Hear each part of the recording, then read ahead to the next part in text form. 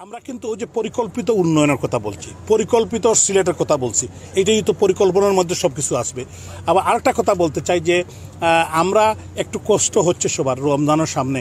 আমি সম্মানিত নাগরিক, আমাদের মা বোন থেকে শুরু করে বাচ্চারা স্কুলে যেতে প্রবলেম হয় বিভিন্ন জায়গায়, আমি সবার কাছে দুঃখ প্রকাশ করছি সিটি কর্পোরেশনের পক্ষ থেকে, আমার ব্যক্তিগত পক্ষ থেকে।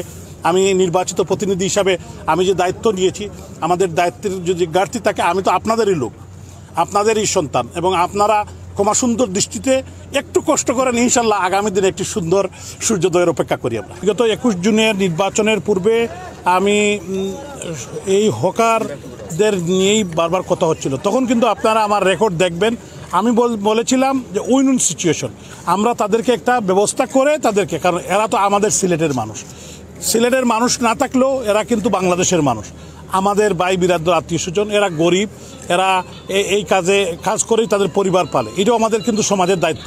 আমি সিলেট সিটি কর্পোরেশন মেয়র হওয়ার পরে আমি আমাদের হকার যারা ভাই, আসলে আমি হকার বলতে চাই না, ক্ষুদ্র ব্যবসায়ী যারা, যদিও তারা রাস্তায় বসে, এখানে মানুষের অনেকটা অসুবিধা হয়, অন্যান্য মানুষ কমপ্লেন করেন রাস্তাঘাট ব্লক হয়ে যায়, এই কারণেই হয়তো আমাদের সবার কমপ্লেন।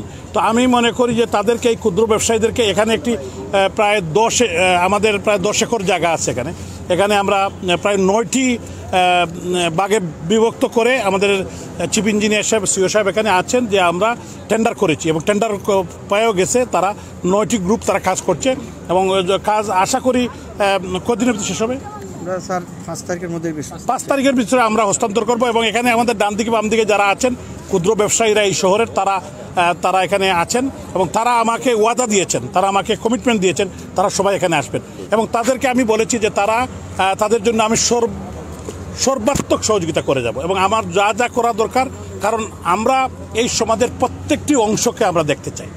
কারণ আমি নির্বাচিত ভোটে, আমি কিন্তু ধনী লোকেরও ভোটে নির্বাচিত প্রতিনিধি, আবার যারা গরিব মানুষ তারাও আমাকে ভোট দিয়েছে।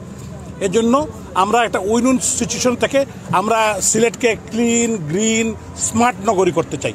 মাননীয় প্রধানমন্ত্রী, জাতির জনকের সুযোগ্য কন্যা রাষ্ট্রনায়ক শেখ হাসিনা আমাকে বলেই দিয়েছেন, শুধু আমাকে নয়, প্রত্যেক জনপ্রতিনিধিকে বলেছেন, তোমরা নির্বাচিত প্রতিনিধি, তোমরা গরিব মানুষের প্রতি একটু সদয় হবা। গত কিছুদিন পরে আপনারা জানেন যে গণভবনে একটি আমাদের প্রোগ্রাম ছিল, সেখানে উনি অ্যাড্রেস করেছেন, বলেছেন যে গরিব মানুষের দিকে সবাই নজর দিবা। আমরা পুলিশ দিয়ে, অনেকেই আমাকে অ্যাডভাইস করেন, অনেকেই আমাকে বলেন পুলিশ দিয়ে এগুলো উঠিয়ে দেওয়ার জন্য, এটা কোনো স্থায়ী সমাধান নয়। কারণ আমরা কাকে পিটাবো, কাকে লাঠি দেখাবো? এরা তো আমাদের মানুষ, এরা তো আমরার মানুষ। তো এদের সাথে কথা বলেই, কারণ এদেরকে পুনর্বাসনের ব্যবস্থা করতে হবে, তখনই হবে এটা স্থায়ী সমাধান।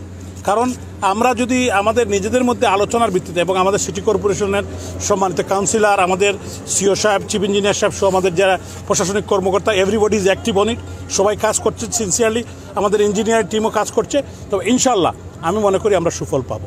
এবং আমরা এদেরকে আমি এই মুহূর্তে যেটা আমি বুঝতেছি, যেটা হলো আমার থেকে দে আর ভেরি অ্যাক্টিভ, তারা এখানে আসতেই চায়।